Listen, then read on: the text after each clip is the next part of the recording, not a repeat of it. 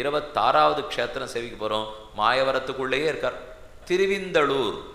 திரு இந்தளூர் பரிமளரங்கநாத பெருமாள். இந்துன்னு புஷ்கரணி. புஷ்கரணி இந்து புஷ்கரணி கோவிலுக்கு வெளியில் போகிறச்சேவே இங்கே சேவிச்சுட்டு தான் போயாகணும். சுகந்த வனக்ஷேத்திரம்.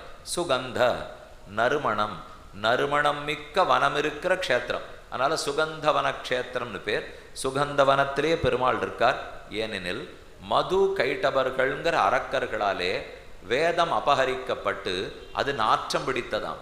வேதத்துக்கு நல்ல மனம் படுத்து அந்த அழுக்கை எல்லாத்தையும் போக்கி வேதத்துக்கு மீட்டு கொடுத்தார் பெருமாள். அதனால் இந்த விமானத்துக்கு வேத ஆமோத விமானம்னு பேர். வேதத்துக்கே ஆனந்தத்தை கொடுத்த பெருமாள். அதனால தான் பரிமள ரங்கநாதன்னு பேரோடு இருக்கார்.